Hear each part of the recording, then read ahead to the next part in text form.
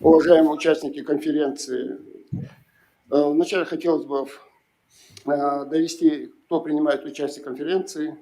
Гамбашидзе Геви Гайвозович, профессор, известный грузинский археолог, который участвовал в археологических как раз раскопках при проведении реставрации храма Тхабаирды в 1969 году. Балашов Юрий Георгиевич, председатель Российско-грузинского делового совета при Торгово-промышленной палате Российской Федерации. Кадзоев Тимирлан Умарович, председатель Комитета государственной охраны объектов культурного наследия Республики Ингушетия. Набиева Людмила Ахметовна, президент Торгово-промышленной палаты Республики Ингушетия. Самойлов Кулич Хабибикарович, депутат Народного собрания Республики Ингушетия, председатель Общественного комитета культурного наследия Республики Ингушетия. Газиков Берснакот Джабраилович, историк, архивист. Кукиев Руслан Сасламбекович, историк, этнограф. И Кадиев Умалат Бесланович, заместитель директора археологического центра Республики Ингушетия имени Евгения Игнатьевича Крупнова. Гогиев Якуб Ибрагимович, исполнительный директор историко-географического общества Дзудзуки. И Заурова Танзила Абдул-Хамитовна, научный сотрудник научно-исследовательского института имени Чаха Ахриева, журналистское искусствовед. Так, это все те и подрядные организации, те, кто проводят реставрационные работы сейчас на данном этапе в Республике Ингушетия в горной части, тоже здесь находится. И слово председатель культурного наследия Республики Ингушетия Кадзоев Тимирлан Умарович.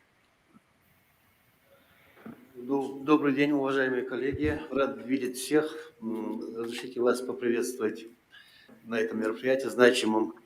Почему? Потому что сама тема, которую мы сегодня поднимаем, это обсуждение вопросов, связанных с уникальным объектом культурного наследия федерального значения храм Тхабаирды.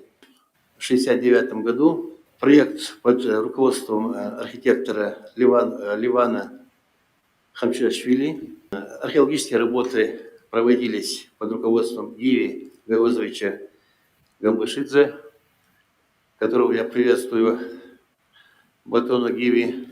Вообще хотел бы выразить огромную благодарность от народа Ингушетии за то, что сохранили этот объект. У нас есть фотографии, у нас есть материалы, в каком состоянии этот храм находился в то время. Можно сказать, что мы его тогда спасли. Вы любезно поделились большим материалом из вашего архива, за что мы благодарны вам. Есть там много чего, что у нас нет ни в музее заповедника, ни в комитете. Мы будем пользоваться этими материалами. Еще раз разрешите вас поприветствовать всех, пожелать удачной работы в конференции. Спасибо. Хотелось бы еще добавить, что главой Республики Ингушетия Махмуд Али Макшарипович Калиматову было дано поручение Комитету государственной охраны объектов культурного наследия Республики Ингушетия совместно с Российско-грузинским деловым советом организовать взаимодействие групп реставраторов, восстанавливающих храм Тхабаирды в 1969 году и 2024 году. Слово предоставляется председателю Российско-грузинского делового совета при Торгово-промышленной палате Российской Федерации Юрию Григорьевичу Балашову. Добрый день, уважаемые коллеги, друзья. Меня слышно? Да, слышно все. Хорошо. Дамар Джобат Гиви.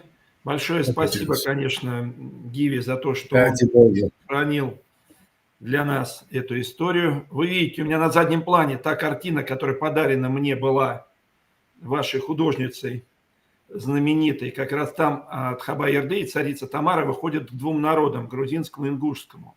Поэтому очень важно сохранить Тхабаирды именно как символ дружбы двух народов, потому что, конечно, сейчас это важно. Я думаю, что, возможно, даже восстановление наших добрососедских отношений начнется именно Ингушетия-Грузия. Поэтому мы ждем и Гиви к нам с визитом, я надеюсь, Гиви. Я надеюсь, что сам храм восстановится, потому что место действительно красивейшее, заповедник, башни, и, в общем-то, это действительно символическое место, оно может быть серьезно реальным туристическим символом Ингушетии. Поэтому я надеюсь, что его восстановят в очень правильном виде, потому что то, что нашли археологи, оно позволяет говорить о том, что это достаточно древний храм, и, возможно, восстановление немножко пойдет уже в другом ракурсе, не в том достаточно упрощенном, которым хотели реконструкцию первичную хотели сделать. Надеюсь, что это не займет долгое время. Хотелось бы, чтобы уже статус заповедника в этом месте был немножко подвинут для данного храма, чтобы был более свободный доступ к нему туристов, потому что само ущелье, оно такой жемчужиной является. И, в общем-то, конечно, если смотреть дальше перспективу, то развитие добрососедских отношений пойдет через строительство дороги, через само Тхаба-Ярды и дальше на территории Грузии. Поэтому если Гиви тоже нас поддержит в своем кругу, то, в принципе, мы бы очень хотели бы восстановить тот пограничный переход между Ингушетией и Грузией, чтобы добрососедские отношения наладились и, наверное, перешли уже в совсем другое качество. Потому что большой поток туристов идет в Ингушетию, он, понятно, идет с той стороны в Кахетию, и, возможно, вот это движение, оно позволит нам двигаться дальше, а не стоять немножко на месте. Понятно, есть там и другие еще варианты, но я бы просил именно Ингушетию сделать как основным двигателем процесса восстановления российско-грузинских отношений. Потому что давняя дружба ингушей и грузин, она там превосходит, по-моему, все мыслимые и немыслимые сроки на Кавказе. И мне это удалось понять во время еще первого моего визита в декабре 2023 года. И сейчас оно получит, надеюсь, развитие в результате молодежного форума, который мы будем проводить в мае в Ингушетии, на котором будет присутствовать обязательно грузинская молодежь из Тбилиси. И если, Гиви, у вас будет такая возможность, то, конечно, мы хотели бы вас видеть с 14 там, или с 15 по 18 мая, может быть, приехать и рассказать об этом, потому что посещение Тхаба-Ярды входит в программу этого форума. И, может быть, если будет такая возможность, мы там обеспечим, поможем вам с доставкой и обязательно переходом, проездом, все обеспечим вам, и мы вас, в принципе, приглашаем на данный форум. Поэтому, уважаемые коллеги, друзья, я надеюсь, что восстановление ингушско-грузинских именно теплых, именно сейчас прямых отношений, именно прямых, минуя центр, позволит нам разблокировать все наши, так сказать, болевые точки. Поэтому очень вас прошу подработать над этим моментом, а мы будем всячески поддерживать. И до встречи в мае, я надеюсь, что я приеду, уже так мы более подробно обсудим. И очень прошу Гиви, если будет возможность, в мае приехать на молодежный форум и рассказать о том, что происходило в 1969 году, потому что Николай Цикалашвили с вами более подробно беседовал по моей просьбе. Понятно, что все передать он не смог, но хотелось бы ваши эмоции услышать уже вживую. Поэтому ждем вас. Спасибо за внимание, уважаемые коллеги. Я надеюсь, да, пройдет дальше дискуссия. Вам большое спасибо за сохранение такой жемчужины. И я надеюсь, что, так сказать, мы будем двигаться дальше в этом направлении. Спасибо. Спасибо большое, Юрий Георгиевич. Надеемся, что добрососедские отношения между нашими странами будут налажены, и вот как раз конференция даст начало этим отношениям. И все ваши пожелания и вопросы мы доведем как раз до соответствующих структур. Хотел бы вот дальше продолжить, и слово предоставляется известному грузинскому археологу, профессору Гамбашидзе Гиви Гайвозовичу. С вашего позволения, я буду очень эмоционален. За эти 55 лет приблизительно я хочу, чтобы вы поверили мне, почти ежедневно я обращался с этим храмом, с историей этого замечательного памятника наших народов. Я очень счастливый человек в этом отношении, что Бог так распорядился, что вот я оказался в Дзурдзуке, это по грузинским источникам, вашей стране, нашей общей любимой стране, называемой сейчас Ингушской республикой. Я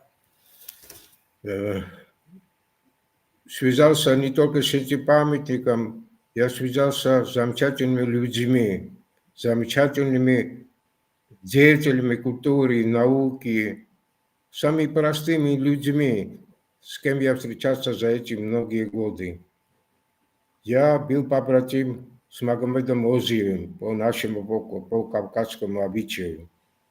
Магомед Озиев как раз тот молодой человек, как и я в те времена, приехал в Тбилиси и просил наше министерство, что наши реставраторы и деятели, в общем-то, археологии провели эти работы над Хабаерты, над Обаерты и так далее. Ну, по-разному это называется, этот храм. Я хочу сказать, что как историк, и не только как археолог-историк, я занимаюсь эти 55-56 лет приблизительно вот вопросами истории ингушей, истории наших взаимоотношений.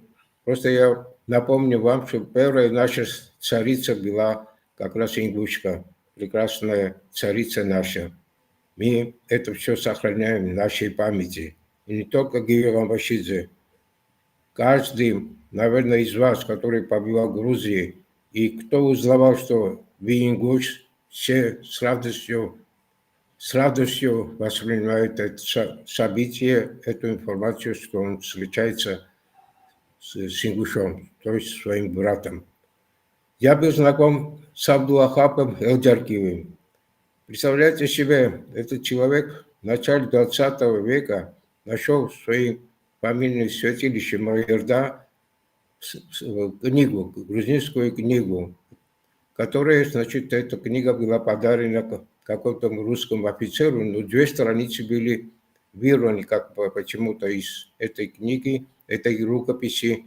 И вот семья сохранила как реликвию эти 2 страницы. И когда трагические годы, я просто с возмущением отношусь к этим фактам 44-го, что случилось в конце 44-го года. Это моя трагедия, это наша общая кавказская трагедия, которая тогдашняя власть носит на наши головы, все это. И вот Абдуллахап Элджаркиев положил себе за пазуху и в течение 12 лет носил на груди эти 2 маленькие страницы.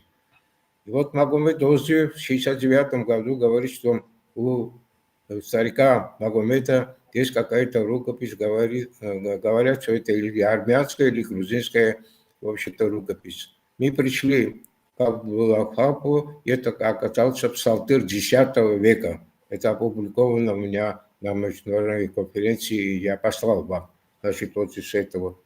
И вот, представляете себе, мы подружились. Потом по приложению академика Хаджи Гамзатова, брата Расула Гамзатова, который руководил Академией наук Дагестана, как раз у меня был доклад в 1976 году в Махачкале по рукописям и по эпиграфике Ингушетии.